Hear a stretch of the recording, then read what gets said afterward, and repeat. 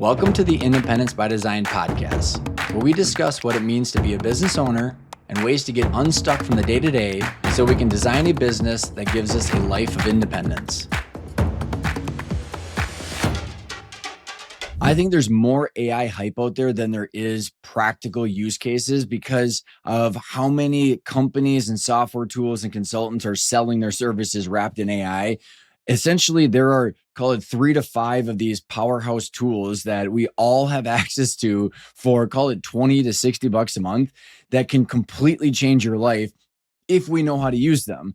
And that is the entire purpose of today's conversation. I've got Tyler LaFleur on the show, and he is a first principle thinker. And by first principles, I'm talking about how do things actually work? Like, how does that world actually work? And what are the constraints based on our goals? Because at the end of the day, when we are trying to grow a company, cash is the constraint. We either have it or we don't, and we either have sustainable cash flow or we don't. And then in health, we either have healthy mitochondria or we don't. And that, my favorite line from Elon Musk recently is, and it was, I was watching this founders podcast about him. He says that in his world, physics is the judge, everything else is discretionary. And, you know, with a rocket, it either blows up or it doesn't. And that's what we call deterministic.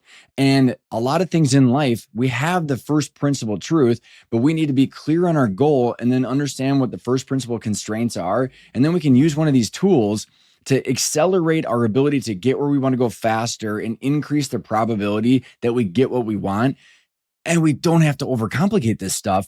Tyler's going to come on to talk about his journey of his first principle thinking. And I wanted to specifically spend some time doing that so you understood how he thinks, because AI is about thinking, and you can then trust his judgment of why what he's saying, I think, is valuable. And we're going to end the conversation with very practical ways to leverage the tools, figure out different business processes that you can automate, that you can, and how to start just quit playing around with AI and actually start leveraging it to make more money and to get where you want to go faster. And I spend my time giving the lens of how the ownership operating system can be the container to contextualize the activity or the tool that you're going to try and tackle and leverage AI for. So I really hope you enjoy this conversation. You find it practical, useful, and a lot of takeaways. Thanks everybody for tuning in, and enjoy the conversation with Tyler. Well, I'm very excited for this conversation, Tyler. Yeah, this is going to be fun. Yeah. And shout out to Jeff West. His podcast just came out last week. So already had a lot of great feedback on it. Such a practical conversation on leadership. He is the one that introduced us. You started off in health and now are talking AI. So what the hell's up? Why don't you give us a little bit of your the story arc? Yeah, so I'll try and keep this short and sweet. So yes, I'm a nurse by trade. I only finished because I met my wife in nursing school. So finished that out. Had some pretty cool, I say, entrepreneurial jobs really young, right out of school. And along that path, basically with my health background, I was tasked with figuring out how to implement functional medicine type testing in our toxicology lab. And through that journey, went down a deep, dark rabbit hole with biohacking and functional medicine and testing, and was introduced to a few CEOs that I was doing concierge medicine for. And I would say in the span of maybe 2 years, just given my background, I'm a very meticulous, you would call me an integrator, not a visionary. So I'm in the weeds. I'm obsessed with task management, project management, just for myself, and working with these CEOs from a health perspective, just talking about their business, their stresses. It kind of evolved into me giving some suggestions of how they would do it, asking me how I do it. And that evolved to me and my current business partner starting a fractional COO consulting business. We've had a couple leadership groups with CEOs, business owners, did that for a little while and figured out that instead of just meeting with them once a month and hearing about their problems and giving guidance, we would be more effective getting into their businesses, getting into the weeds, and gaining more traction with them there. So probably about 18 months ago, maybe closer to 2 years by now, my partner mentioned, he's like, hey, you should probably dig into some of this AI stuff and figure out how we can use it. And I say reluctant at first, probably had the same perception as most business owners now. It can't, quote unquote, it can't do what I need it to do. And like I always do, went deep down that rabbit hole, started programming some simple things, and then tried to merge it with what I knew about operations and automating integrations. And here we are. Basically, the more, case studies I have and problems that come my way, I figure out new ways to, leverage what's currently available from an AI perspective, to get it done. I love the backdrop. You and I are going to dive into, because we had a couple prep calls as we've gotten to know each other, and I can only imagine if people would have gotten exposure to those. And we're going to have, I think, a very practical conversation. That's what I want to have, and I think that's where we're going to go with this. So people listening in, it's not going to be in the sky. It's also not going to be too. Well, I hope to balance it. And Tyler, like, what the hell is the common theme between nursing, your medical background, your health background, operations, business, AI? Like if you were to say, hey, this summarizes the through line of all of the things that you've been doing, what do you think it would be? First word that comes to mind is practical, really, not just theory, right? I mean, I say from a nursing perspective, that's how I got into, putting myself through college, personal training. And I tell everyone I'm not a dietitian. I've basically learned all this stuff, so it's not what you're reading in an article, everybody, the debate around calories, macros, same thing for business. It's you can, read and watch and learn high level theory, but boots on the ground, practicality. How does this work? Like, how would we implement it? What is it going to do? Avoiding black and white thinking. Hey, it won't work because, and then tossing the baby out with the bathwater. Or, how do we do this? What's available? What's the easiest? And I say that's always been the theme from health. You know, I've worked with guys that have paid tons of money from concierge, quote unquote, medical doctors, and a lot, same in the business world, a lot of these medical doctors don't really understand, how to apply this in everyday life. I mean, we all know certain themes, what we read, what makes sense, but then how do you apply that everyday life? What are the habits? But it's the same in business. I mean, that's really the same thing, is understanding it, breaking it down. Um, First principles, like we always talk about, it's just first principles thinking. And then how do we apply this? Who needs to do it? How do they do it? And then what are the swim lanes and the workflows? And then bridging that together. And a lot of the guys I work with are quote unquote visionaries. So getting into the weeds, it makes them nauseous. Like they do not want anything to do with the details. Super fascinating that you mentioned, because I wrote down first principles and outcome driven. And I'm curious, and when I think about even the health conversations that we've had, like, because you can have first principles and then it's the outcome where I'm correlating the outcome to being practical, because you have to actually, like, it's, you either get the outcome or you don't, right? Where did this drive come from, Tyler? And that's first part of the question. Then also, like, how did this drive of the first principle and the outcome that you have, how does that run into like the academic or the status quo, which the propaganda tells you it should be something else compared to what the first principle, because you're having to fight it, go against the grain.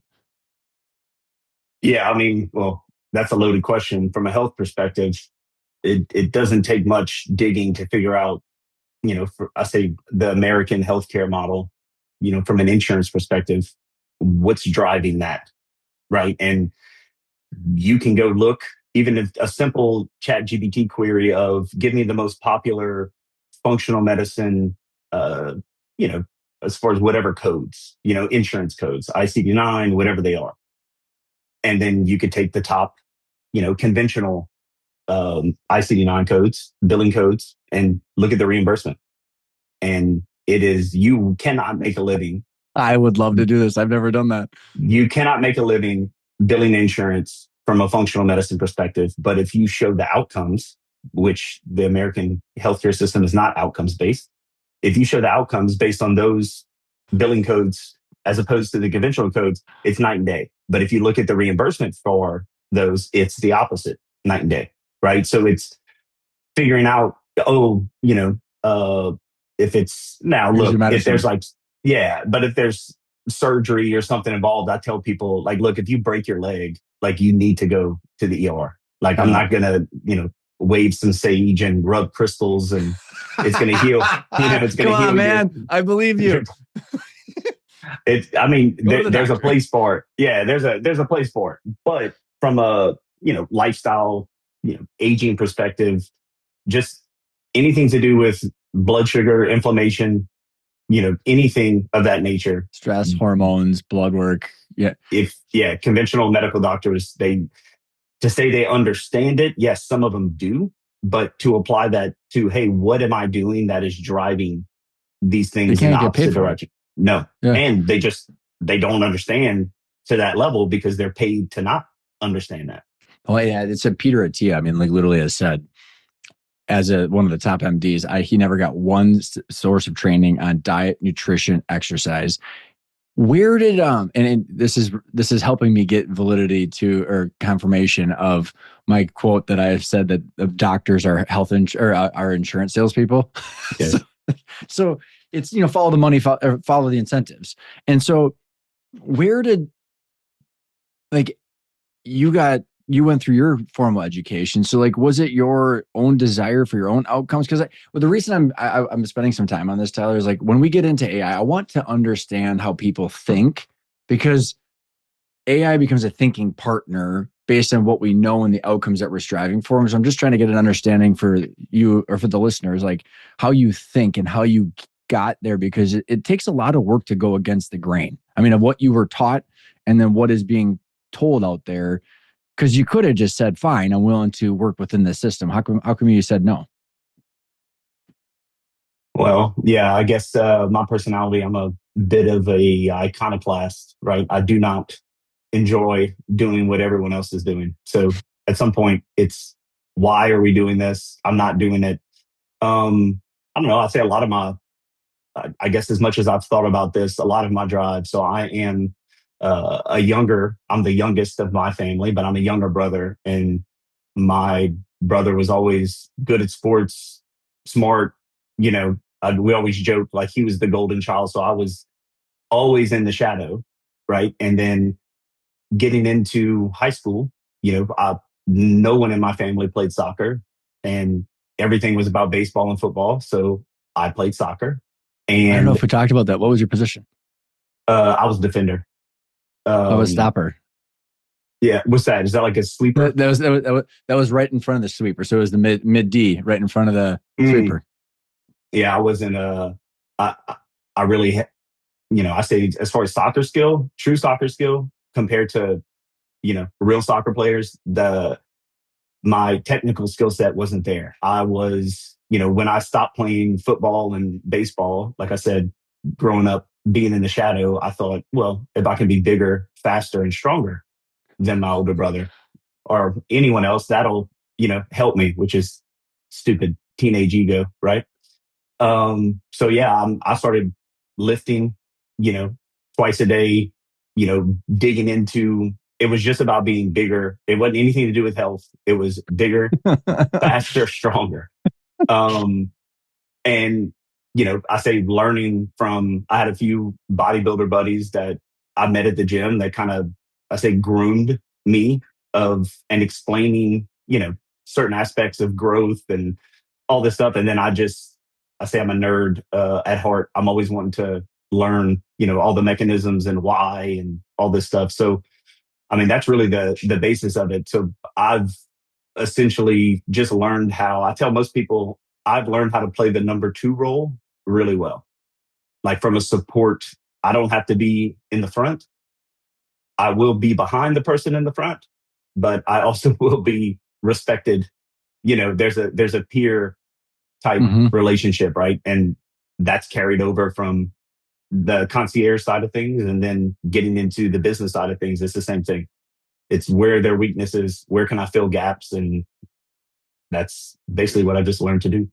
Is that so I'm making a connection between the learning number two and helping do the execution to first principles, where the outcome and practical. Explain a little bit more about what you mean by that, and like how do you wrap your head around like what is the goal, and like and how did like first principles play a part?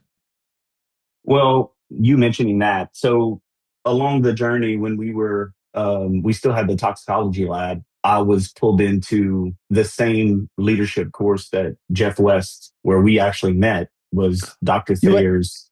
Oh, really? I didn't know Yeah. that. Okay. Yeah. So like I said, I got pulled into it just being the youngest minority partner in the toxicology lab. So two of the other partners were doing it. My current business partner was our business consultant, and he was like, I think you guys should pull Tyler in and have him do it. Well, I it rocked my world. I mean, all Dr. Thayer stuff, I'm sure most of the things that Jeff spoke about on the podcast, it changes your thinking, Hmm. to where even the questions, which is the majority of what the whole, I say, paradigm or thesis around, Dr. Thayer was around leadership, was the curiosity and the questions. So asking the right question at the right time, that was another thing that learning, I say, how to do that, continuing to learn how to do that. That's kind of been, I don't know, I say like a launch pad for working with these business owners or working with CEOs, whether it's health, business. It's the standout is I'm asking questions that either most physicians won't ask or consultants won't ask, or they don't know how to ask. They're scared to ask certain questions. I am not. Most people that have worked with me in the past, or if they refer, I will ask right off the bat, what have you heard? And so I want to make sure we're on the same page with what does this look like? And I told you in one of our first calls, if I feel as though I care more about your business or your health than you do, I can't work with you.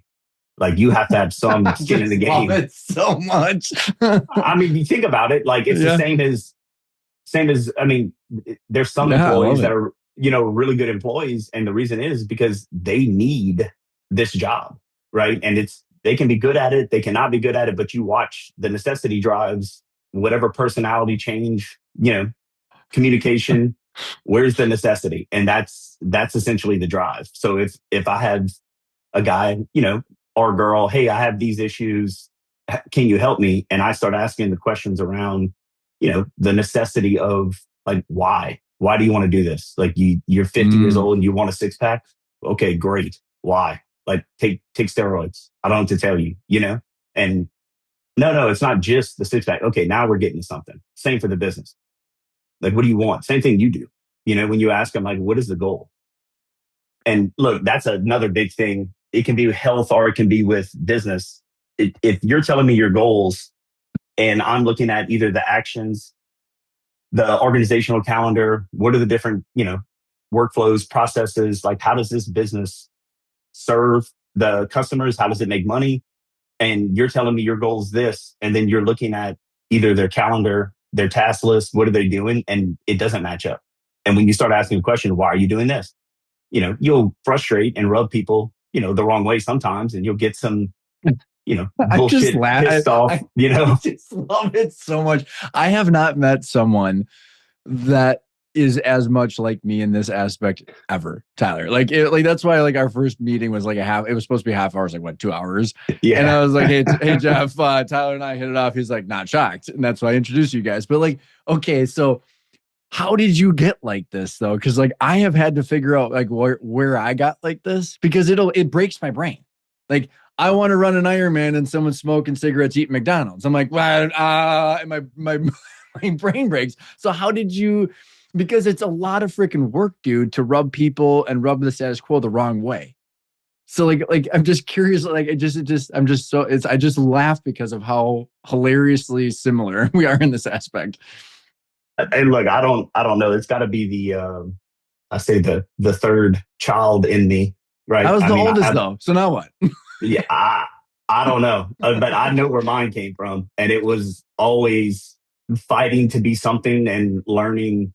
You know, I always laugh for our whatever senior year. You know, you get these awards, you know, for class Hmm. whatever, uh, and my dad ended up coming to one of those award ceremonies. He was one that, I mean, he was there, you know, for most things that we would do, but as ridiculous as some of these banquets and stuff are, and I got brown nose, wittiest, and grouch.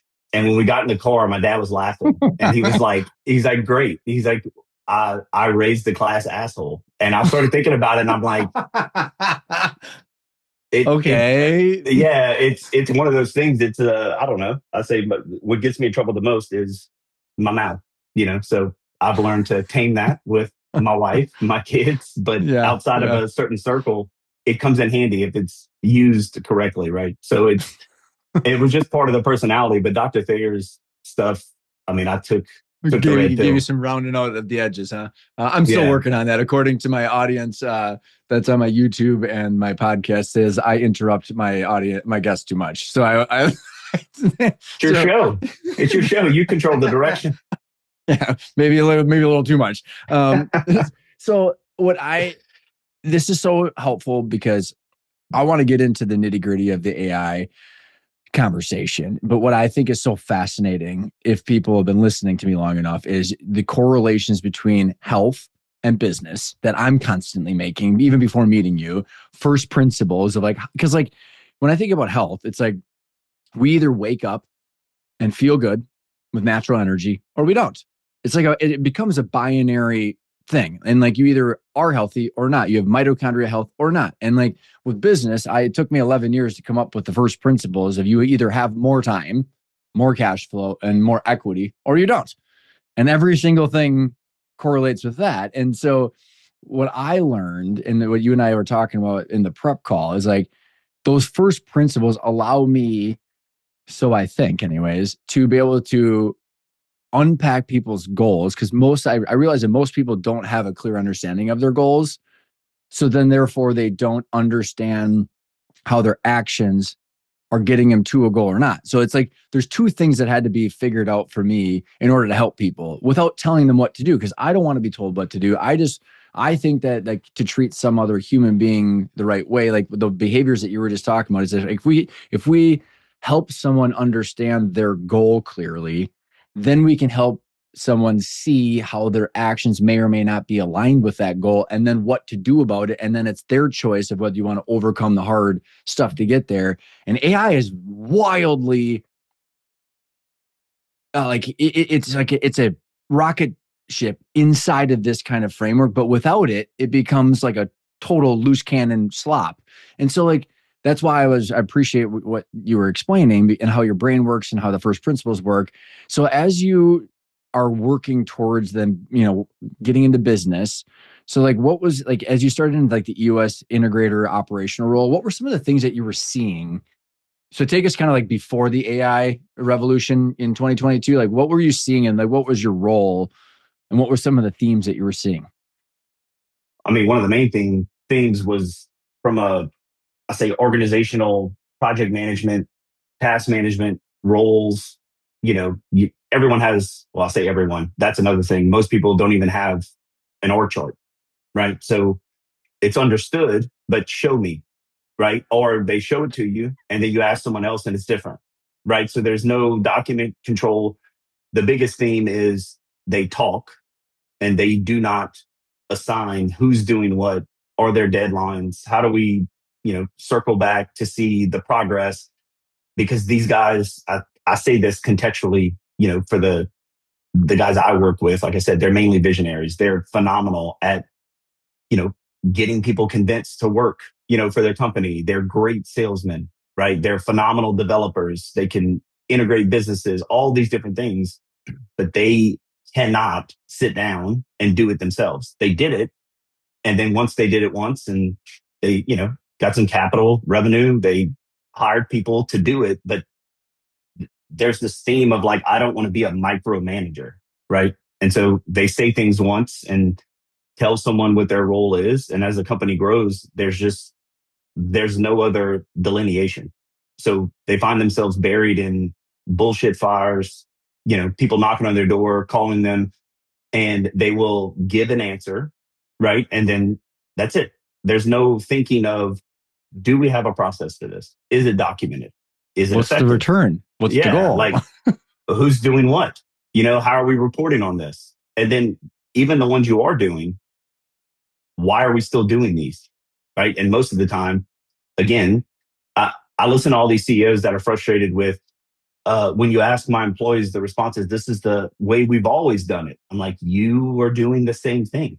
Like, it is just a mirror. Like, you basically get what you tolerate. And most of the time, there's certain things they don't tolerate, but they can't hire people just like them. Oh, we have great salesmen. Okay, then you will not get shit done as a business. And I mean, it's true. Like, that's or it's the engineer that hires manager. more engineers, or the technician that hires more technicians. I mean, it's the whole E-Myth thing. You're painting the picture of the owner-operator dynamic that I have been talking about, where there's the owner and the operator who are both one. And the person is starting out by an operator, whether it's second gen, first gen, they bought the company, but they're an operator, and then they're the owner. And what I have realized is, so let me reciprocate or like rally on a couple of the comments to see what your 2 cents is. So I think the why behind some of those things that you're talking about is, okay, so someone gets into business for independence, which is kind of my thesis. It's like, okay, I want to be able to do whatever I want.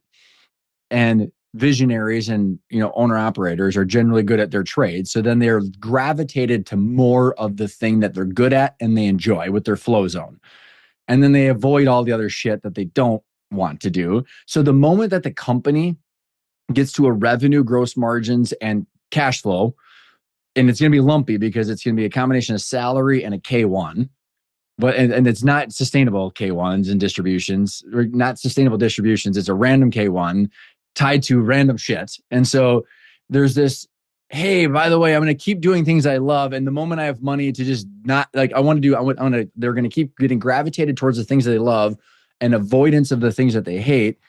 But there's no objective framework from the ownership board perspective to say, what is the freaking game that we're playing, which is the game of capital and capitalism, which is, okay, there is a rate of return of cash flow that's also tied to the equity valuation, and we need the financials to objectively see this. And so what's fascinating, because I'm similar to that visionary as well. My father, dude, is like, that is why I'm similar to you, is because it was total a ball of chaos. There was no org chart for 115 people. I mean, it was just a wild, wild west. Sell more shit, there will hopefully be more money.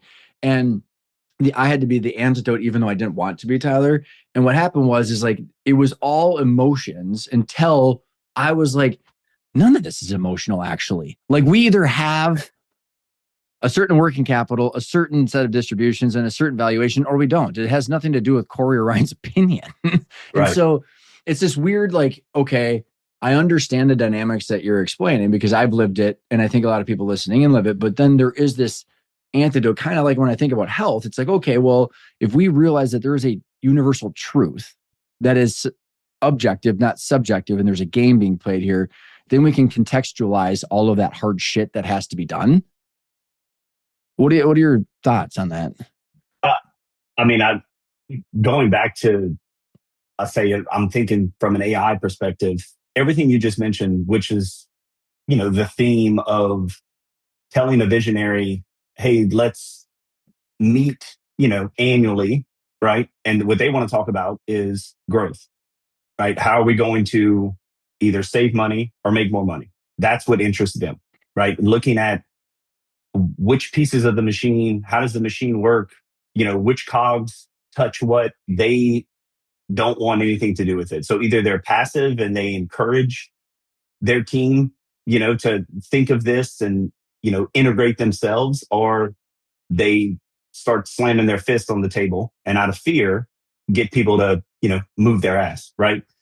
But so two things when you were talking about the goals and everything's about, revenue, capital, there was one of our guys, I don't even know if it was someone else's saying, or quote, but it always stuck with me, and is when there is no goal or definitive goal, the default is always more, right? So what are your goals? Ooh, I More. like that. And they can't tell you how much, or they'll pull it out the sky like we talked about, one of our last calls. It's like, oh, well, we're making, 3 million, annual revenue. I want to get to 10 next year. Okay. Oh, Then why? we will just do More. a little bit more than triple of what we're doing, and it'll equate. And if you present that to them, they know it's not that simple, but that's how they responded to you, right? It's like, oh, so man, that's great. How are you going to do that? And you get this, like, they know they can't say sell more, right? Like, they know that their answer is going to be just fall flat on its face. But from an AI perspective, everything you just mentioned, even if you just do everything once, right? Any decision you make, we've never had the opportunity, the technology, the ability to have something that can take all of this information, and any question you're asking it bounces it off all of the information, and then it Right. responds back to you. So from a strategy perspective, execution, whatever it may be, you've never had this. And I've been business consulting for, I don't know, it's close to 10 years now. Like, you think about all the stuff we used to do 5 years ago, and I had to gain all that information, ask these questions. You're doing it in, I say seconds and minutes, when that would take hours, just expertise, whatever it may be. So I don't know. I mean, the thing that I've experienced, and I only have, my subset of CEOs and business owners I've worked with, it's the ones that feel stuck, whatever it may be. It's that they talk about, hey, this is what I want to do. Okay, now let's break that down. Like you mentioned on the last call, fractals. I mean, I think in fractals, right? It's this. Okay, now what does that look like? How does this connect? Who's doing this? Even as simple as we're going to start doing, maybe it's a new business line, or hey, you have an employee that is a rock star. Let's just put more on them, right? And make them ineffective. But we're not doing anything else with the people who suck, or, the Herbies of the organization. So it's I'm saying the word lazy. I mean, we all have our own lazy, right? And for them, they have so much on their mind that breaking down who's going to be doing what and how we're actually going to get there, it's painful. They will push that off, any opportunity they can. It's okay. So I love it. I'm trying to figure out what to grab onto there, because there's a couple things here, Tyler, and then we'll be able to swim, I think, as we bounce across some of these barriers into some of the gory details as towards the end of it. I think all of this context is important. Same thing with AI, right?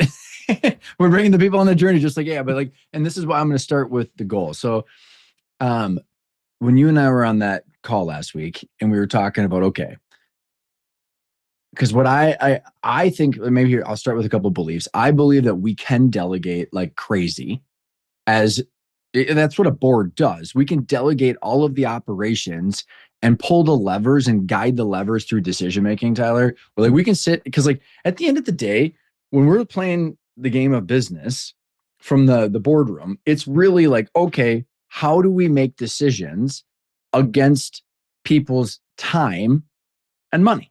That's literally it. It's like, and I know it sounds so fluffy for everybody. Everybody hears time and money from every freaking marketer on the planet. But in the actual practical sense, we're delegating and deploying time and money, time through our payroll and what our people are going to be doing. And then money, what's the effing rate of return?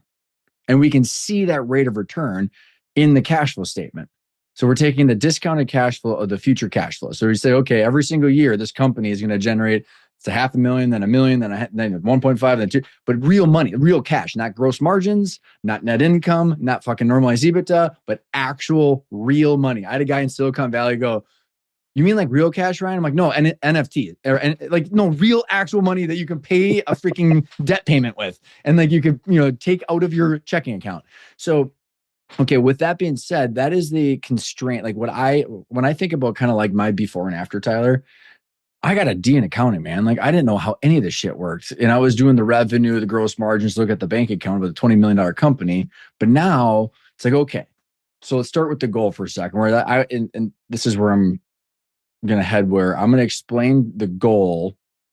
And then I want to talk about how all of the operations should be able to have a peg to that goal. We can see the connection. So we would say, okay, Tyler, you want your company to be, what was your example? 5 to 10 million bucks? Three to 10. 3 to 10. Okay. Yeah. Cause you're over triple.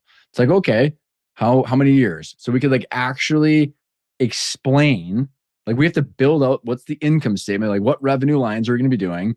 And then what's the cost of goods lines and what gross margin towards each of those revenue lines? What's the SG&A and overhead?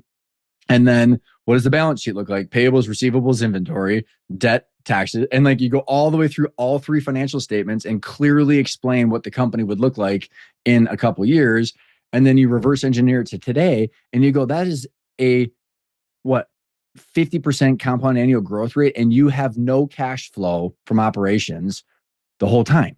So then your question is, okay, do you take a line of credit on? Do you take on mezz financing? Do you get, raise equity? And what I don't normally do to Tyler people, I do that kind of that dynamic, and people go, well, I don't want to raise money. I'm like, okay, well, I'm not Jerome Powell. We can't print money out of our butt. So you have to either move the goal back, reduce the goal, but like it's understanding the edges of, like Elon Musk says always, like physics is the real judge. Everything else is subjective. So that's kind of like describing in great detail where you want to go on vacation. And then everything in between of the choose your own adventure becomes, but you can kind of then start playing with the goal and then playing with the how, but without that goal and that objective truth of the income statement, balance sheet and cash flow statement, everybody, like every decision is a idea not tethered to any constraint. Well, and all that plus, like you said, if it's night and day, or in 3 years, this is what we're going to do. Looking at today, it's not only, oh, we have to change. We're not going to sell, this offering, or we're going to change how we're currently selling this offering or giving this offering, whatever it may be.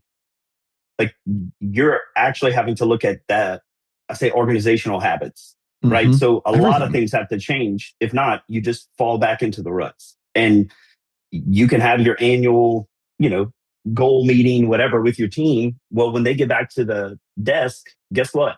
Like that initial high that they feel, right? The euphoria of, oh yeah, we're excited, the dopamine hit.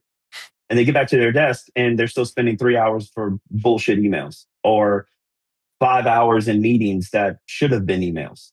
That's one of my big things. It's like, oh, we're having a meeting to do what?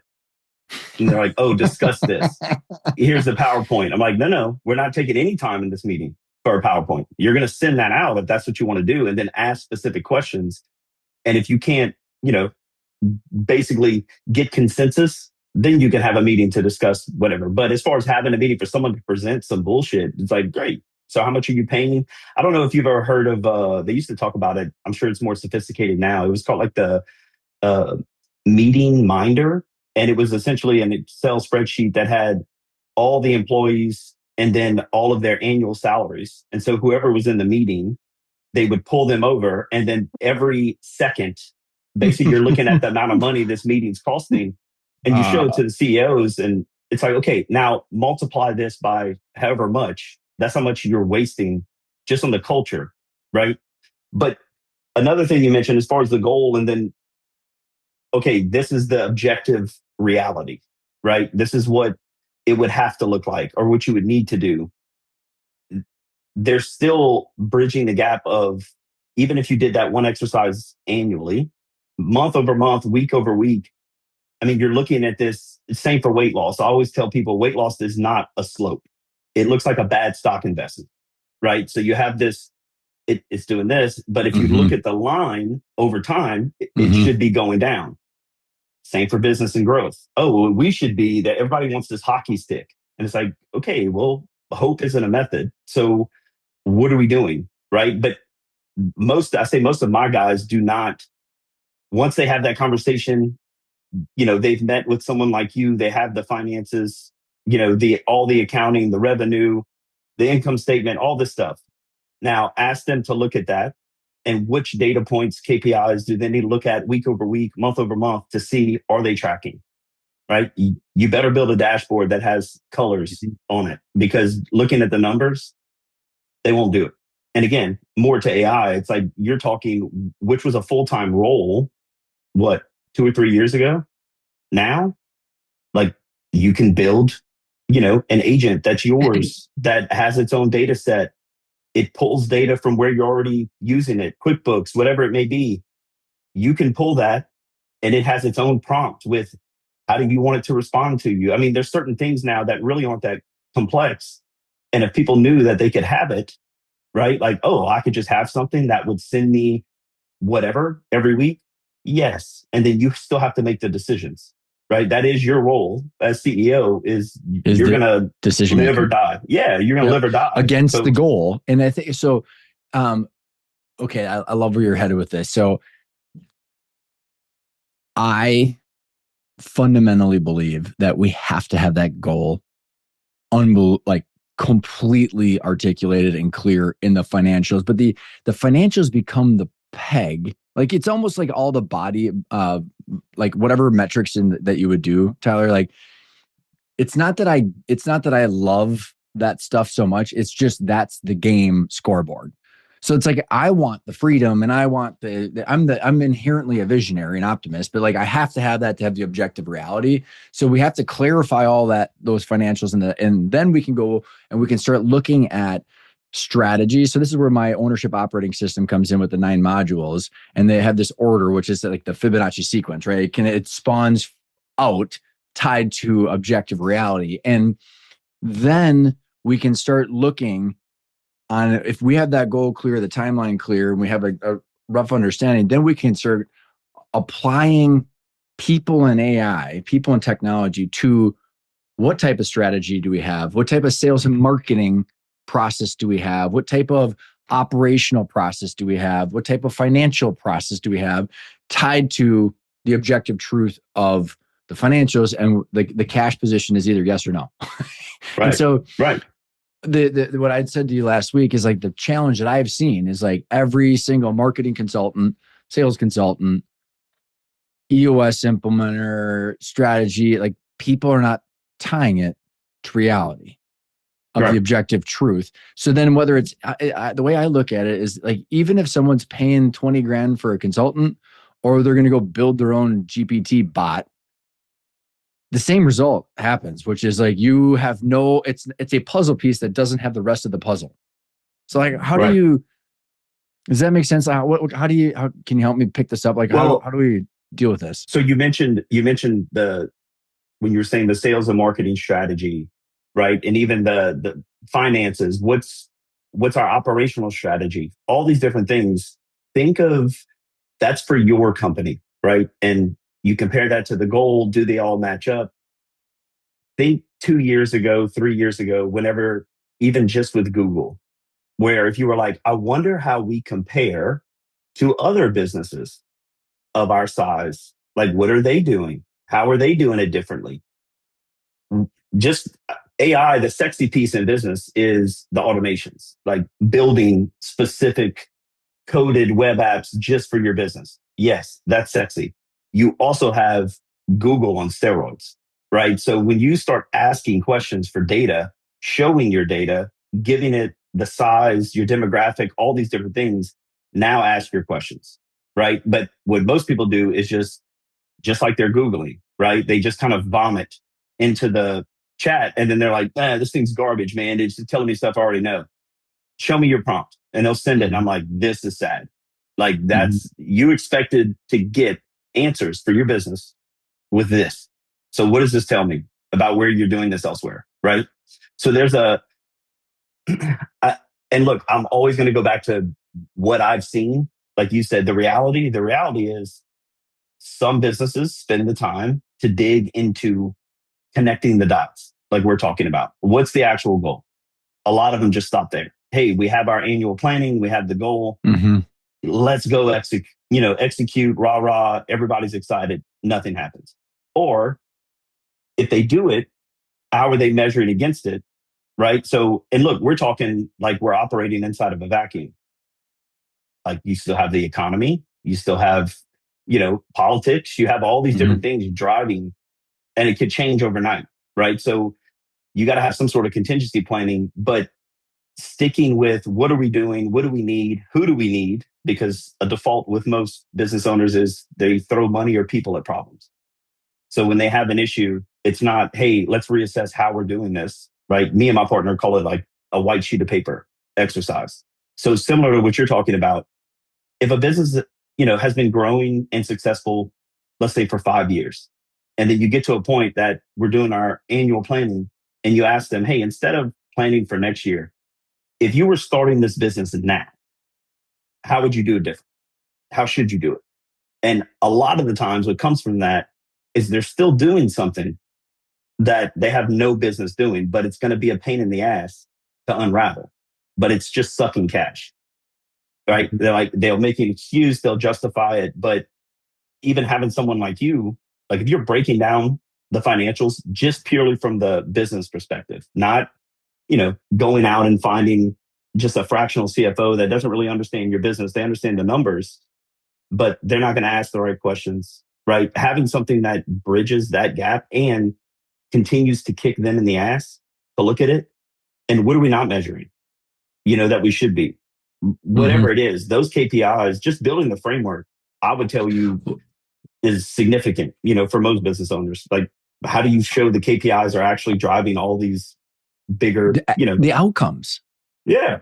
Yeah, the outcomes, and so let's dive into a couple of these, and because I want to get us to some of the practical tools that you're using and how you're creating some, because I want to get people to low hanging fruit by the end of this call, but I think I'll throw in a couple more edges. I don't know. I'm the word edges, right? Like it's like, okay, like there are like actual constraints so that are tied to the goal. So if we want our revenue to be 30 million. Well, I'll use some. I got a couple clients right now that have very similar set of financials, Tyler. So they're going to end the year about 30 million. They want 50 million by 2030. You can call like 4 goals for 4 years. It's not a crazy growth rate. It's very modest. And then with the working capital needs that they have, the debt that they have, the distributions that they need. I mean, you call it like 3 million and 2.8 to 3 million in normalized EBITDA to 30 million to 50 million. I mean, that ends up being like a $35 million valuation on a 7 multiple, like super reasonable, to be honest. Now we have the ability to see, okay, one of them, like let's say on average, is like 10% working capital of revenue. So we know that payables, receivables, and inventory. So hopefully people are following me here. 30 to 50 million, 3 million normalized EBITDA to 5 million.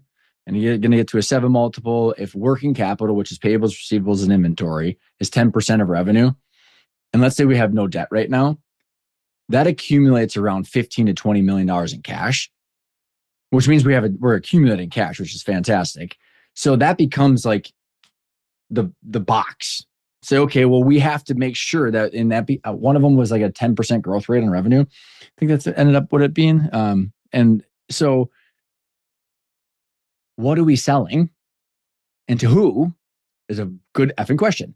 And then the KPI that I love and I'm just insanely stubborn on is your customer journey. So I think people having strategic planning, sales and marketing as silos is a total freaking insanity play. That's like I had a doctor that told my sister, we isolated your hormone. I'm like, what?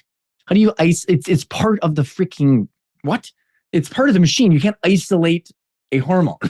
So it doesn't even, it breaks my brain. So when I say this is like the sales, marketing, and strategy, it's in a practical sense, Tyler, we need revenue to land on the income statement every month, predictably.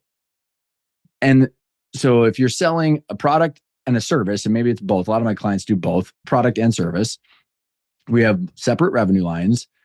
And each of those revenue lines, you have a customer journey from all the random shit that you're doing to the person to you grab an email, then you grab a phone call, discovery call, and then you have client acquisition costs. So in my old industry, Tyler, it used to be 20% of gross profit you could spend to acquire that company or that customer. If it's more than that, like when I finally figured out that metric, I was spending 25, which means it's not a good deal. And you bounce that against the lifetime value of that customer. And I don't give a shit. Paid ads, trade shows, like it's like the world of the how you do that is like infinite, but like we can't ignore the constraint of you have to spend only a certain amount of gross profit to acquire a customer. That's so right. then therefore, like I want to lob it over to you to say, okay, and maybe we take these from like the sales, the gross profit, and then the overhead, and we can kind of just volley back and forth of like how you would think about, applying AI and thinking to this. So within that framework, that's where I think the visionary can then hand over to the operations going, dude, now the constraint is there. What do we do with this? Like what kind of things for sales, marketing strategy? Like, but we now know that we have 20% of gross profit has to acquire these much revenue and clients every single month for the next 4 years. So I would say a hypothetical constraint, right? So the question is, how do you prove that this is actually the constraint operationally in the business, right? So everything you just said, all those, the strategy, if you will. When I said in fractals, I usually, when I whiteboard this, I go down from the main one and you're asking all the typical question. What drives this? Like, what's connected to this? And when they start explaining it to you, because if you ask some people like, hey, what is like you said, the client journey? Like, what is the purpose of this organization? What does it do? Right. And they'll tell you all the different departments. When you start breaking down from the goal, right? And usually I'm not, I say finance driven, right? I'm operationally driven. So we have a fractional CFO that we work with because she was in ops and she's, pretty good. So I don't do any of the financials. I mean, I'll leverage AI like crazy for that. But if I'm breaking down whatever that strategy is, and you start getting down to someone else's, let's say you have everyone in the organization has role descriptions like, okay, what's their title? What are they responsible for? Which KPIs? All their responsibilities, they're listed or you need to list them. And if you had that entire bucket, of all the responsibilities, you would tell me all of these drive the business. This is how we do what we do in all aspects of it. Great. At some point at the bottom of our whiteboard, you should have those responsibilities. So what you're trying to do is go from the goal all the way down. What happens is you agree on the goal. So they meet with you, they go through this whole exercise and it's like, all right, it makes sense. I know what we need to do. Great. Now, operationally, how do we do that? And at some point going down, usually around halfway, they can't connect. We're going to have to do this. Well, it's because either you don't have the people to execute on that. You don't have the time to execute on that. You can't go, like you said, from a capital perspective, you're going to break all your rules that we've already agreed to, right? So somewhere along the lines, what I'd say I'm good at is when you break it down to just the Lego pieces, how are we going to do this to where we can hit these goals? What do we have to stop? Like, what do we have to do different? Like, what can we automate? What can we, like, again, we talked about this on our call. Most business owners, it's black and white. It's, we're going to use AI. And they just force whatever they can to try and get AI to do. Or they try it once, they don't like the response, it's inaccurate, whatever it may be, and they stop. Like, it won't work for us.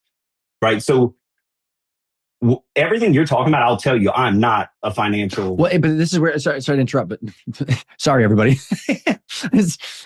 My podcast, my rules. I'm going to have fun with that for a while. But this is why you and I are collaborating, because what I'm excited about, and maybe I can almost tweak how I was teeing you up a little bit. to be as clear for everybody listening, I think that the only way to deploy a Tyler and AI, like I want to give you the rocket fuel, freaking blast the shit to the moon, dude. If we don't do everything that I have described, it's a total screw job because you are putting a rocket ship and pointing it. What did you say? When there's no goal, the definite answer is more. And what is it? What's the Alice in Wonderland? If you don't know where you're going, any place will do. It's total insanity. So like what I want to give you the liberty to go finally, if someone comes to you, Tyler, with that clarity of here's where like the 30 to 50, the 3 million in normalized EBITDA to the 5, we got 10% of working capital. Our inventory can't be more than this. The receivables have to be this. Our client acquisition cost has to be 30% of gross profit. Our gross profit's going to be this. All right, dude, now what? And so like now that's where I want you to take a moment because like if we don't, maybe 2 parts, comment on if someone doesn't do what I just described, what can go wrong? And then if someone does do what I just described, what can go right? And how do you and AI get set loose? Yeah, what can go wrong is you build your ladder on the wrong wall. So whatever you're doing, a good one-liner. Yeah. I mean, it's true. It's successful as far as we built this. Now, does it match at all to your goals for the business, for you personally, financially, whatever? No, right? Because again, we're not operating, business is not in a vacuum. So we can have whatever plan and strategy. And if you don't truly understand it, and if you're not, I say measuring it, I'm talking about week over week to assess the trajectory, then how do you know? Like, how do you course correct? Right? You don't. You just keep operating. At the end of the month, like, oh, we're this far off. Okay, well, let's do better. I listen to some of these meetings and I'm like, bro, don't ever. Yeah, you stop. Get someone else to run this meeting because this is terrible. But you were asking me, I mean, what could go right is obvious, right? It either you think you know how you're going to do it, but if you have agreed that these numbers make sense, like you said, it's nothing astronomical. Like this is very feasible to do, right? If that's the case, well then, if you don't know how you're going to do it over the next 3 years, what problems are presenting themselves? Like what assumptions or hypotheses are getting, debunked, if you will. You asked me what I would do. And the honest answer is that I would basically plug that all of the financial strategy, everything else, I would upload that into like an AI database, right? I would basically give it simple instructions of anytime I ask questions, you're responding from the context of this strategy for the business. Mm-hmm. Mm-hmm. Where does it go against it? Which questions would you ask? Right. So the more context you give it, which is more to my point, is you can't be lazy with AI. Like that's where you're going to get bullshit answers. Mm-hmm. I mean, I don't know if you remember when they released GPT-4, there was like a thing in the nerd world that they asked it, how many R's are in the word strawberry? And it would tell you 2. Right. And like, you sure? And it's like, yes. And it would say 2. And then you would capitalize the R's. It's like, you're right. And you're like, bro, this thing can do like compute faster than anything, but it can't count R's in strawberry. That's the type of crap, that if business owners see it, they're like, I can't trust that. And it's like, okay, no, like contextually, you give it more information about the business, tell it what role it's playing. Now you have your own, I say consultant that knows everything about your business and is going to question you. It's your rocket fuel on everything. If you feed it more numbers week over week, where are we moving in the right direction? Where are we not moving? Where are we backsliding, to where we're not moving in the right direction at all? And it can do it in seconds, right?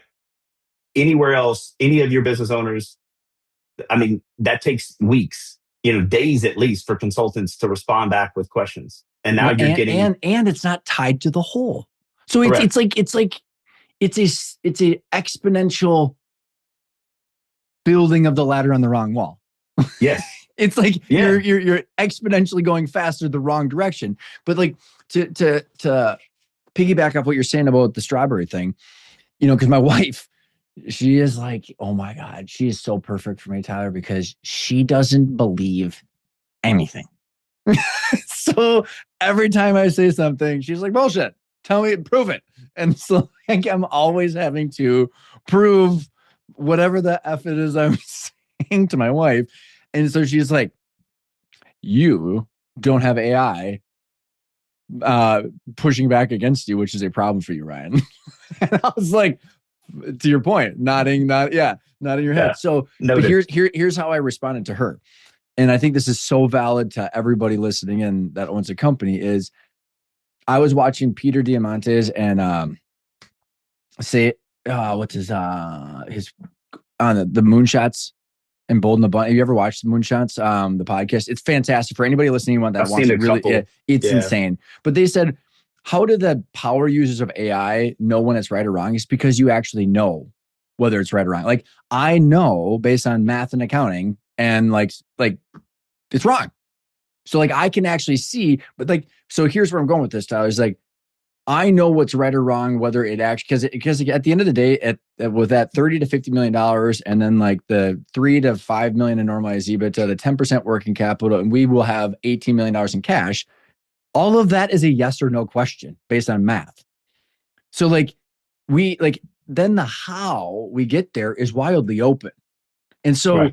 what I am hoping out of my material, which is why I'm super pumped to continue collaborating with you, is I want my Independence by Design ownership operating system to be like a 350 page super prompt for people to say, here you go. You no longer have to understand all this stuff because it's putting all the constraints in so that way we can know we're actually working with the confines of the reality instead of GPT making up that we can fly on our trike to Right. Florida or something like that. So I'm hoping that all that context and then allows people like you to set free to say, now we have our sandbox, dude.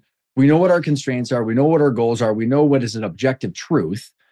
Now there's like, that's where like what tools do we use? How do we use them? How do we use them on, daily, weekly operational things? Like, what are some of the things that you're seeing? Like, if we're doing all this work, what's the low hanging fruit in different operations, different like execution? Like, I mean, I know you all, like have got even like the technical, like you're building out GPTs. What are the tools? So that's kind of the bridge to, okay, I'm hoping that this, collaboration could help the masses. Yeah. So I would tell you one thing is everything you just described is from a computing data analyst perspective, right? And we've kind of been talking about that. People forget that there's things that I don't understand from a development. I mean, I have no development background, right? No technical. The first time I used, you know, ChatGPT and Anthropic's Claude for coding, it was guiding me. I'm telling it step by step, guide me and say, okay, paste this into your terminal. And it took me 30 minutes to figure out what the hell is a terminal. Like, no Yeah. clue.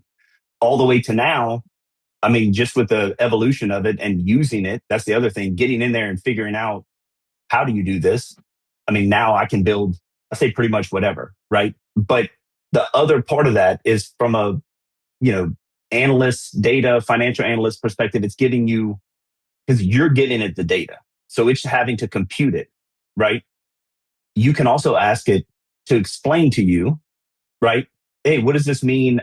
What are you actually seeing? Explain it to me like I'm a fifth grader. I do this a lot for Mm-hmm, certain mm-hmm, things. And then when I get it, I'm like, okay, now explain it like I'm a freshman in college. And I build my understanding back to that. mm-hmm. The other thing is that most of these models have the thinking or the reasoning, right? Models that from a hypothetical perspective, and you and I talked briefly about this, but just as it gives you the insights, right? Hey, here's last week's data, basically compare it against our strategy. It's basically, you could tell it, think through what are some, bottlenecks that could occur. What should we be preparing for? Why? Like, where are you getting that from? But all the depth that you can go to understand this stuff is now next level. Like there's no excuse. Like when people are like, yeah, but I don't really, there's literally no excuse anymore. So again, like you said, just blindly trusting what it's telling you the first time. Look, still to this day, if I get any of the models to compute anything, when it's done, I'm like, double check your work.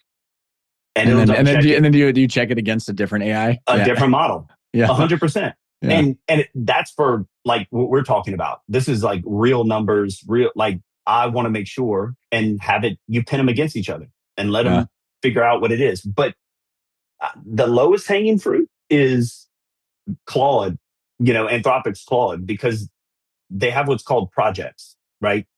In ChatGPT, it has projects, but anything you add to the quote unquote, project knowledge base isn't getting read by the model. It's just a holding place in ChatGPT for you to take those and then put them into the chat when you need them.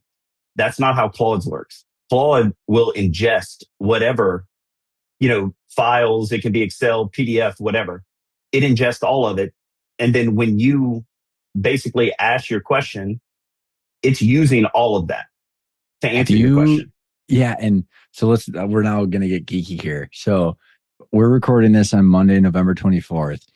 Friday, Gemini 3.0 came out, and I have not touched Gemini because I thought when they first came out and how much bullshit was coming out of the delusion of AI, I was like, I don't need to touch that shit. And I've been just like pretty much all in on GPT, the Teams version, the $60 a month. I've got the projects, and so that way, to your point, like I even was asking GPT what's the best way to use you, and I even realized that the projects, to your point, like you're having to constantly add documents, and that's why Tyler, I've been creating like a 300-page document, so I'm just constantly adding the entire operating system and saying now I've got this question.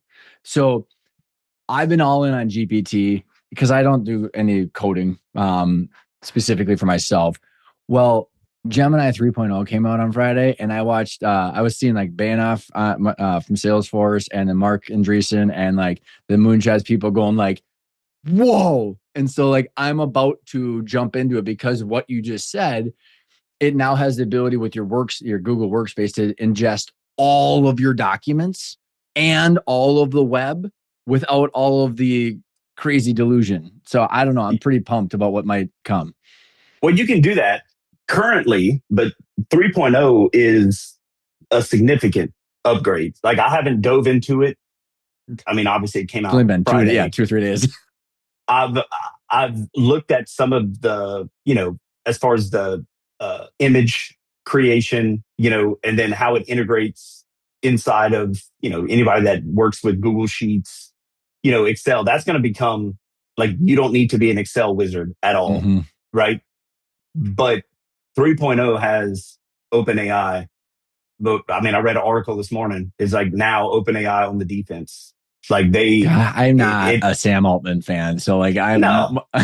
more power to anybody else that can come up with the model that. Yeah, and look, the reason I use Claude so much is because it's the coding powerhouse, right? So most of the integrations and stuff and computing data analysts, I mean, I'm leveraging that before I do ChatGPT, But Yeah. So I let's talk haven't about some of these. tested it. Let's talk about what you're seeing on how people can be using it, because anybody listening in, for like every business owner that I work with, Tyler, they own their company, they can do whatever they want. So they're not going, it's not like they don't have like red tape. And so like they're using it for like everything that they can.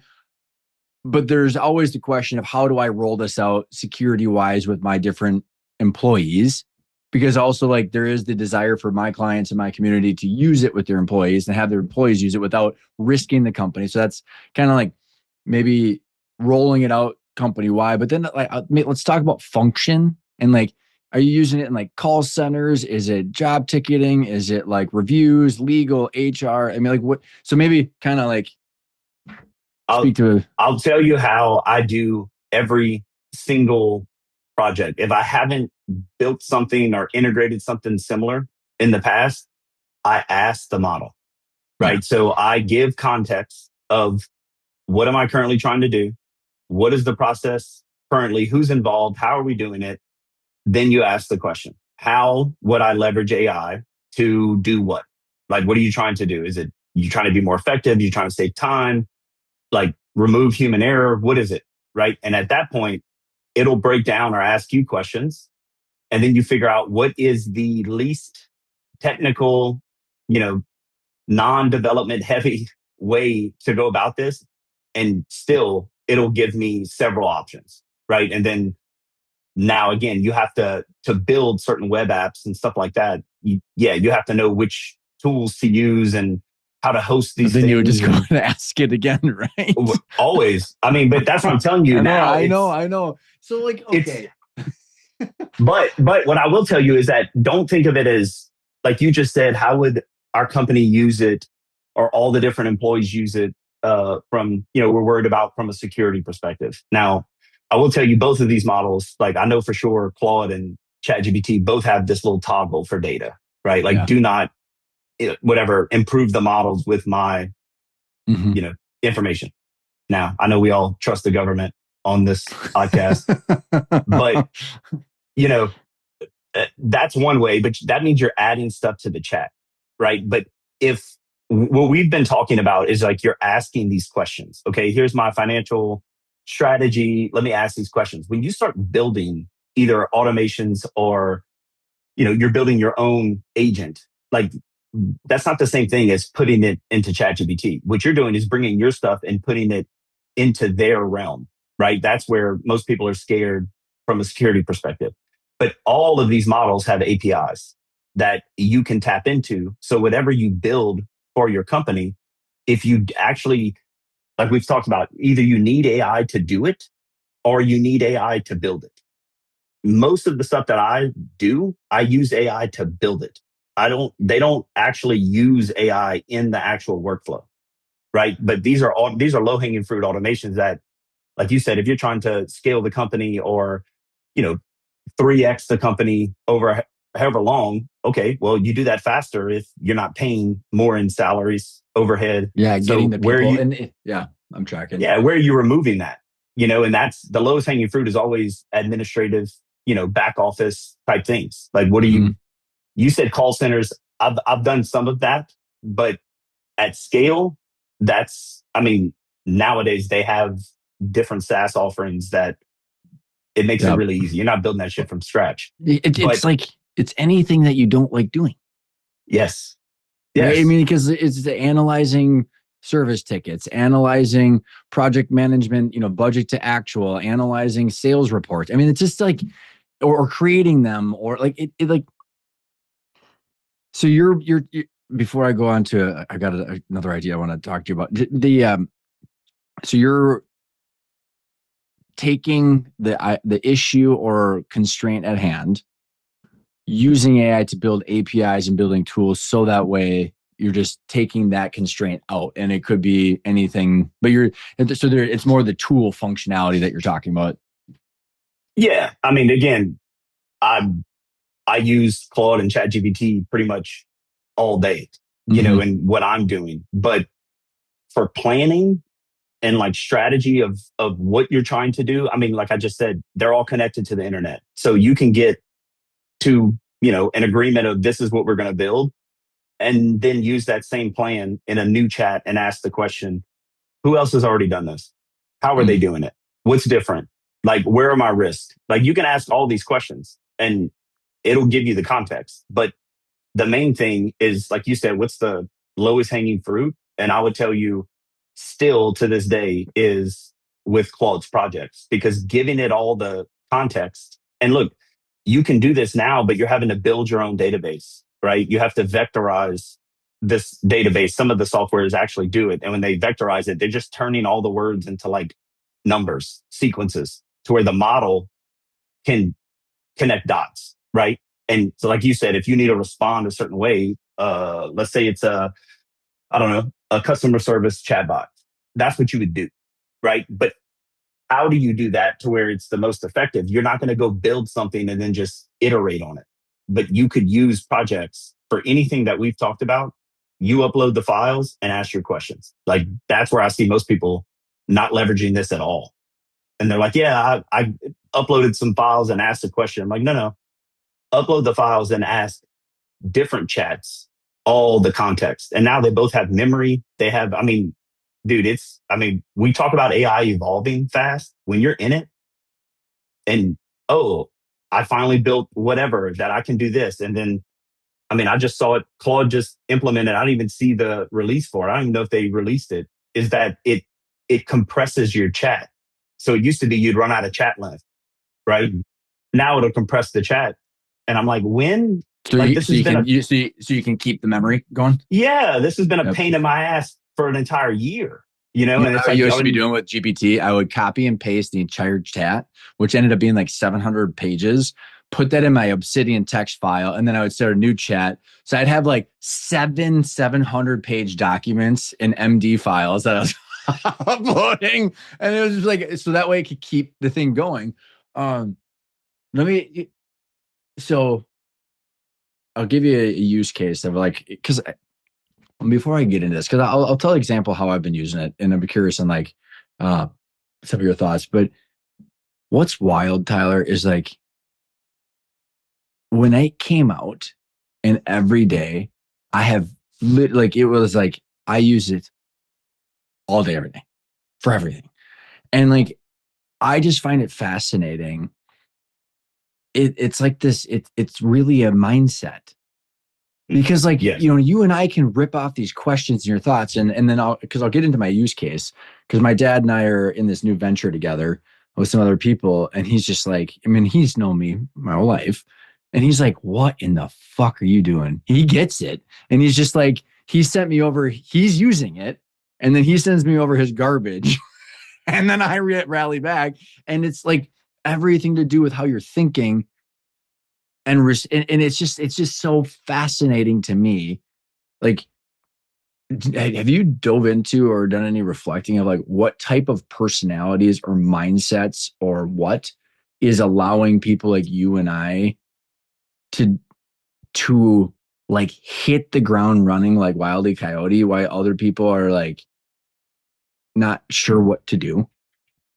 I mean, one thing in that regard is I feel like most people are waiting for it to get easier to use, right? I mean, just like a computer, having kids, you watch some of these 3-year-olds or whatever, they operate a phone better than your parents. They can't even string together sentences and they're operating this phone. It's because they just used it and learned. And that's how it works with us as well. So it's Yeah. I don't know. I was, if I look back, I mean, just like this podcast, you go back and listen to your first episode. Everybody that does this is like, oh my God, it's painful. It Like took me it 2 weeks to is. record a 15-minute interview. That was Yeah. with myself. Yeah. It's painful. Right. And you do it more and you learn. And that's how I would tell you, even just listening to how, or people will share their chats and like the first prompt, when I see what they were trying to do, I'm like, nope. Look, I don't write any of my own prompts. Like if I have something significant I'm doing, I explain it in one chat. And then at the end of that chat, I say, take this whole conversation and turn it into like an effective prompt to whatever. Let the robots talk to the robots. Like, why are you trying to, everybody's like, oh, natural language. Yeah, but they have to interpret natural language. Mm-hmm. Let this one speak in beeps and boops, to the other one. And Beeps and boots. I mean, it Well, works. It what? works. Yeah, and what I've been doing on that, maybe for a practical takeaway for people too, is I create core documents. So like I have a strategic planning document that I sent you. And so like here's my strategic planning document. I have an ideal client profile document. I have, the financial forecast document. I like so like every part of these functional areas, like once you get one of these core documents, then you're going, okay, here's all the context. And that's why I want my operating system, the ownership operating system, to be like that core umbrella. So then you can ask one question inside of it. To take a lot of, I had another friend, I think you and I had talked about it. It's like instead of these prompts, I think that's the problem with a lot of people that I've seen is the prompts is just a question. And I got all like, even like people go prompt engineer. I'm like, that's just a silly word. It's like, wait, you're just a person asking questions and you're calling that prompts.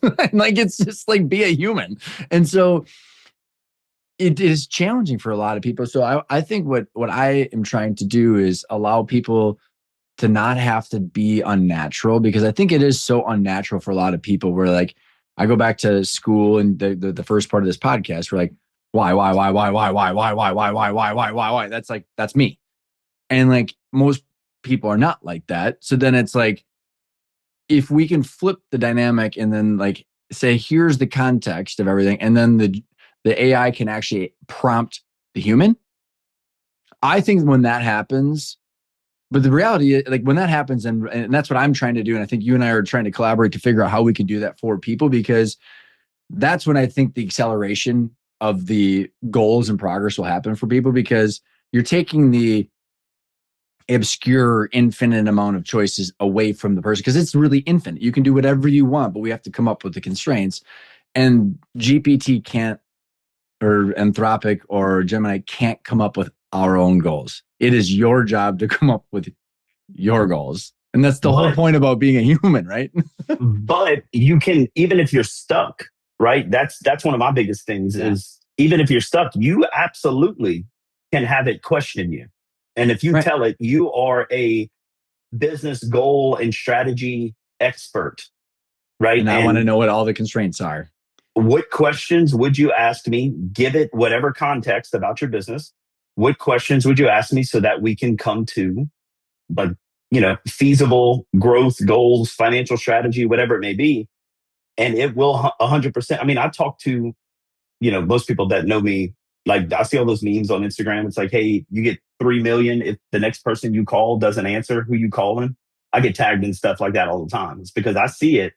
I'm like, but I'm not talking on the phone unless I'm in the car, or I hate it. Like I definitely would prefer to work and talk with robots. But ChatGPT with the voice mode, like I use that more than anything. Like it used to be, listen to podcasts in the car. Now, if I have certain questions, certain things that pop up during the day, I have a list that I will literally get in the car, and now I'm asking, going back and forth, and you get to keep all these chats. So it's the same thing from let's say you give some level of, you have an example financial strategy.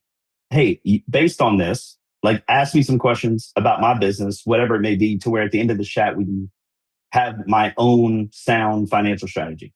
Are you going to just get this beautiful, document, check the box and you're done? No, not in one chat. But refine. Yeah. I mean, you don't have anyone else in your pocket that is going to ask the level of questions, the depth, have all the context that we talked about. Like we've never had this. And that's what people are like, well, I don't know. I'm not that type. I don't think that way. You don't have to. Like, you don't have to think this way. Just start. Right. But I mean, like I said, given the context, like we used to ask other humans this stuff, and they would either have to remember it and they could reference it, and then they would answer you. It is a full context that you're now asking the questions. And I think as I started doing that too, or just jumping in, and I think you and I are about damn near the same age. I think there's our generation so I was born in 86.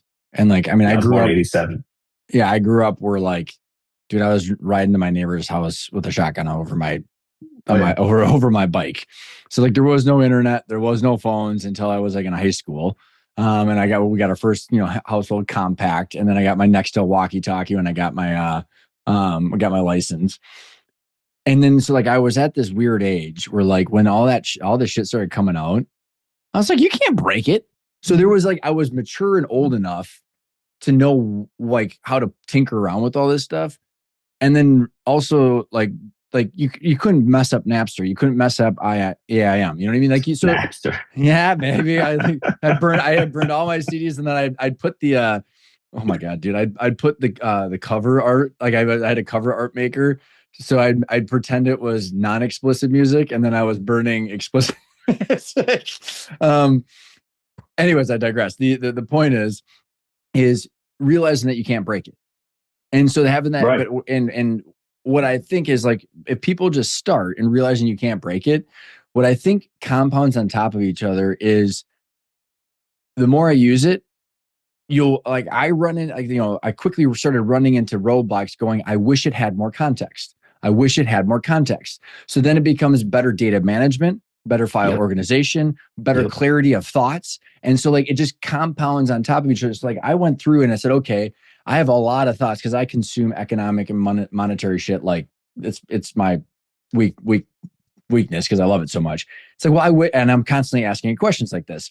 Well, then it was like, okay, I go through every single YouTube channel, or so that Tyler, I will literally grab every single YouTube transcript because you can go down to the show notes, say show more, copy the transcript, and then it's like all of it, so it can be my economic theory AI bot. Or the same thing I did with I did it with my health. So last week, dude.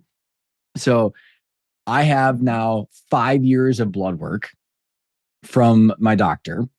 I don't know what any of it means. You probably do. I don't know. It's all in the green except a couple when they're in the yellow. Apparently, I work out too much, is what I've been told by AI. So like it was like the interpretation of it.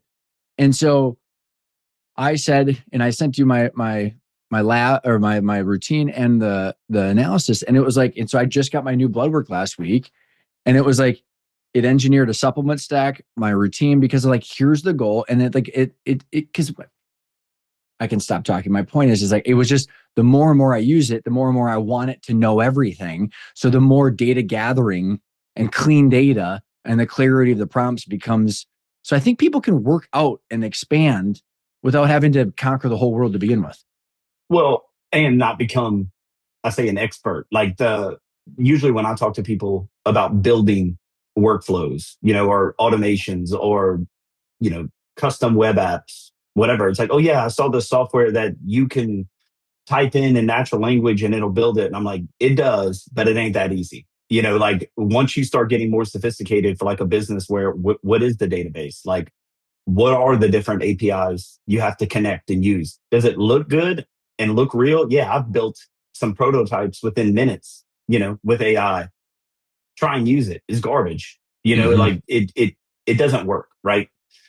And one of the things that has come up, however long I've been doing this, the past 2 years, is that it's not necessarily, hey, get someone like me to come build whatever for your business. What has come up is basically, could you show us how we would do it?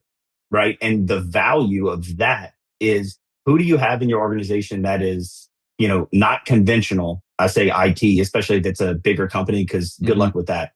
Like you run into all kind of red tape and, bureaucracy, but someone who could learn this, and then you show them one aspect. Like that's the majority of what I've done is like, look, I'm not saying you're going rebuild your ERP system or Right. something huge. Like, don't waste your time. You don't need to.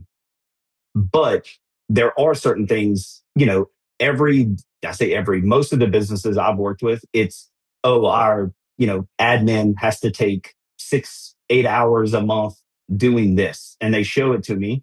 And then I show them, okay, I would just do this, this, and this. You're talking, you're taking 6 to 8 hours a month and you can do it within seconds. Like Mm-hmm. once that automation's built. So it's not, hey, you're going to learn AI and build this one thing that's just going to have you, sipping Mai Tais on the beach somewhere and your business is just operating. That's not the way it works.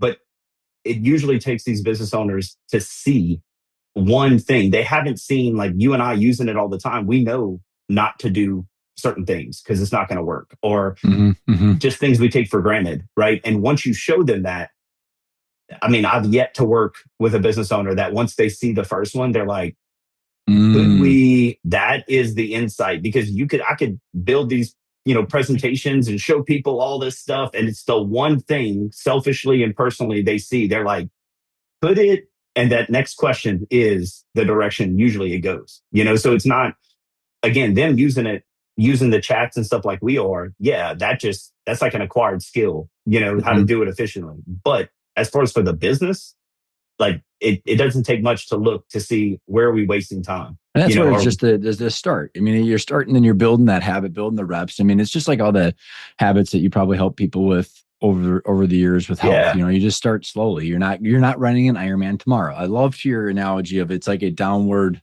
stock. yeah. And it is compounding, and it's compounding up the right direction, but it's not immediate, and you don't have to think it is.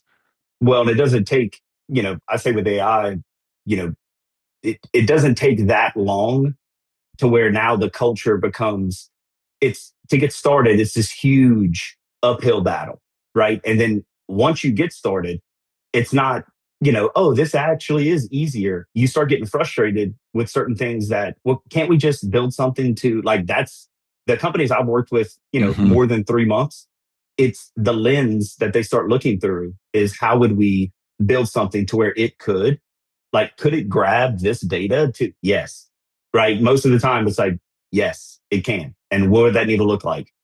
And then you start building these workflows, in like N8N or any of these open workflows. Well, it can pull data from wherever. It can This is why compute it we're going to exactly get how you you want. involved to figure out how do we build the financial model? How do I systemize my coaching shit? Because this is going to be so fun. Again, and that's what I'm saying. It's piece by piece for something that's complex, right? Hmm. But most things in business together, the organism is complex, right? And mainly because you're dealing with the culture, you're having to deal with humans. AI doesn't have emotions. Like, it doesn't. We talked about this. You can yell at it and get pissed off, and it's like a dog. Like they still want. It's like, hey, let me come love up on You're you. right. I was wrong. I mean, but again, it's the biggest barrier that I see is anytime I'll ask, hey, what have you tried using AI for? They tell me this very complex, as they're talking. I mean, I know because I've seen it and built them. And I'm like, okay, that's a database. Okay, that's one query. Okay, that, and I'm thinking through and they're like, yeah, and I plugged it into ChatGPT. I'm like, like you hear the record screech. You're like, okay, you're going way too overboard. Like, what are the low hanging fruit? You just went to the top of the tree. Like, what is the low hanging fruit here in the business? And again, they start thinking, oh, this is going to take so long and it doesn't, because I don't know your business. I don't know, like you said, I don't know your goals. I don't know the problems you're technically having, right? But once you show them one, always, whoever is the decision maker, it doesn't have to be the CEO, whatever. They What's your always favorite ask the story? question. What's your favorite, like, Uh, I don't know. I'd have to think on that. I'm trying to think with several of the. where someone's just like, whoa. I mean, I had one guy that had uh, he was like a wine distributor, right? And he was wanting to know if originally, if we could, some of their inventory numbers and margins, they have to pull it from their ERP system. And it's like, go filter here, download this file, filter here, download this file. And then he had his admin rebuilding, using the data, filling in, double checking the margins, all this stuff. So as he's talking about it, it's like, okay, I'm thinking of all the technical side of how to build it. And when he saw the original, hey, we take the files, this data becomes a rubric, he had asked the question, he's like, hey, at the end of the month, we have to basically pull for every vendor, right? All of the different tastings we've done, the percentages, the discounts, the amounts, because they get reimbursed if depending on their agreement. It could be 50%, it could be 100% of any of the tastings, right? Well, it adds up. Like per month, it was anywhere between like 15 and like 35K, right? And they were manually having to go through it. And so building that, it was taking his admin, I think it was around 10 to 12 hours a month to do it. And within a couple of weeks, I built it and it'll do it. I mean, it does it in like 2 seconds, because it's all coded, right? It's not AI. Again, I used Yep. AI to code it, but the code is just the code. It doesn't hallucinate, it doesn't veer off. Mm-hmm. It is what it is. It pulls these numbers, it calculates whatever, and then it gives you the exact report that she would have to like upload and send out. So again, I would have never gone in there and been like, what's your end of the month vendor reporting? Like, I don't know any of this. Like, I don't know shit about that business. But show me what you're currently doing. And now I'd say I have a lens for being like, ooh, yeah, we could definitely do that. How long is that Yeah. taking? Yeah. What's the Yeah. issue? But I mean, it again, it's you're not going to get me to come into your business and just go like, "Oh, light bulb, we should build something." It hasn't worked that way yet, Yeah. right? Well, and that's where I'm very excited to continue our discussions, collaborating, and even talking to like Jeff West, because I think we triangulate a lot of these things, and then you can start setting you loose like freaking cannonball, just whack-a-mole and all these different things, and it could be fascinating. I mean, look, the biggest thing that I would say, even for your listeners, is Claude released whatever like 3 weeks ago, what's called skills, right? Well, essentially, what it is you show it inside of one of the chats what you're trying to do, right? Hey, here's let's just say, like, we're talking about the financial reporting. This is what we're downloading from QuickBooks. This is the dashboard that my admin is using to build, right? It's using the exported files to build it.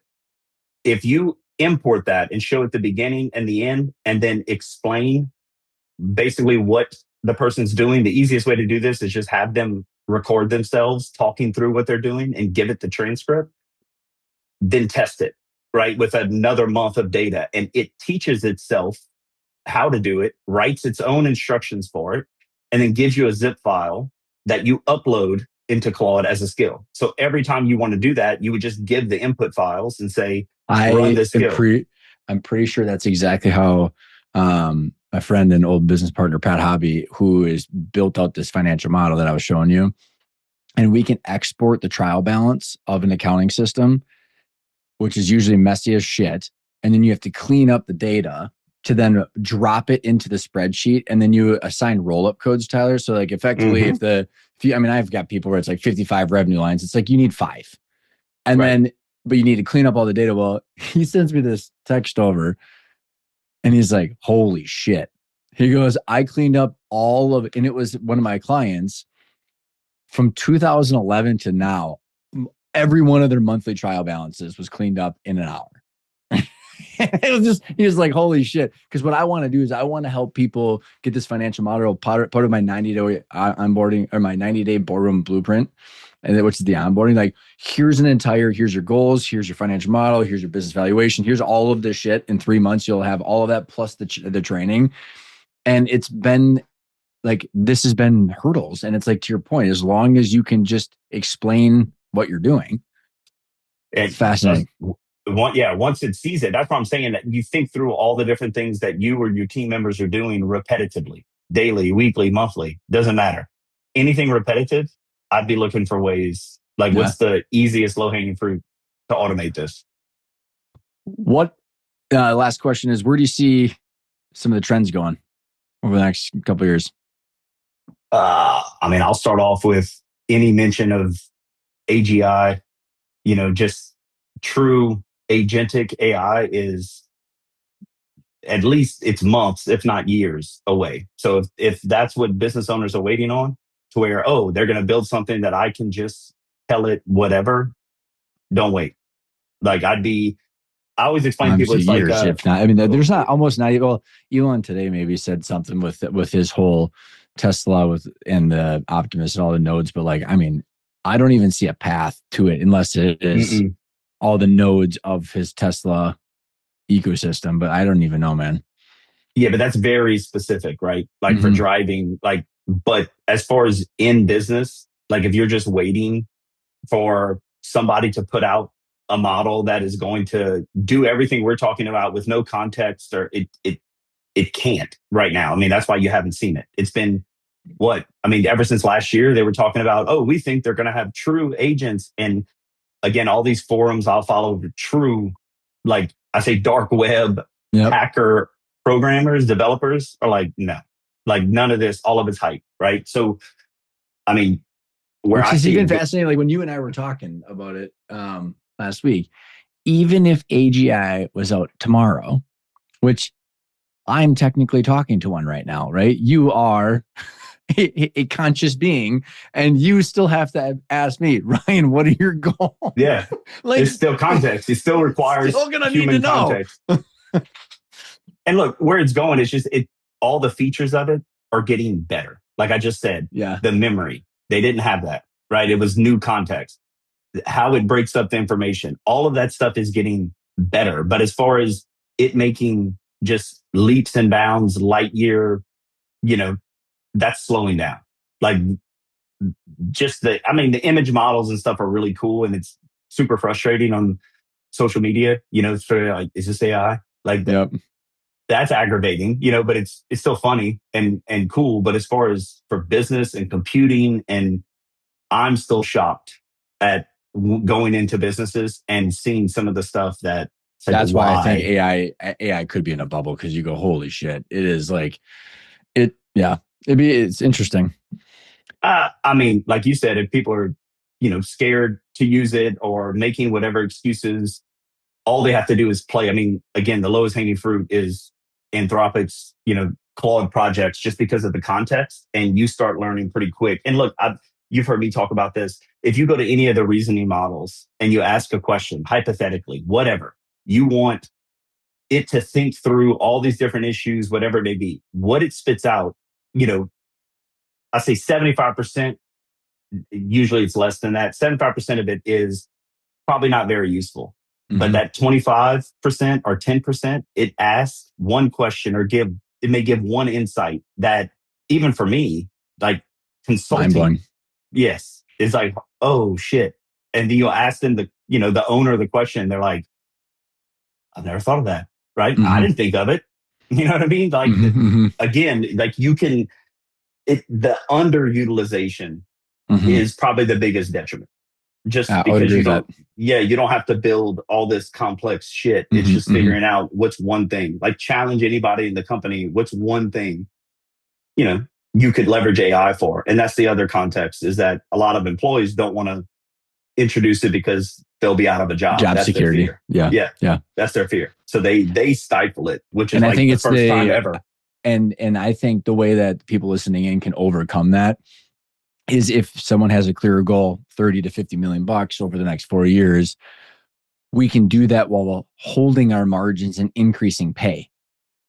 You know what I mean? Like, so that's a way to like describe it. Say, instead of, adding bodies for all this stuff, like, we can make the pie bigger for everybody that already works here and continue to grow. So like, there's a way and you don't have to think through that. What would that pie, how would it grow?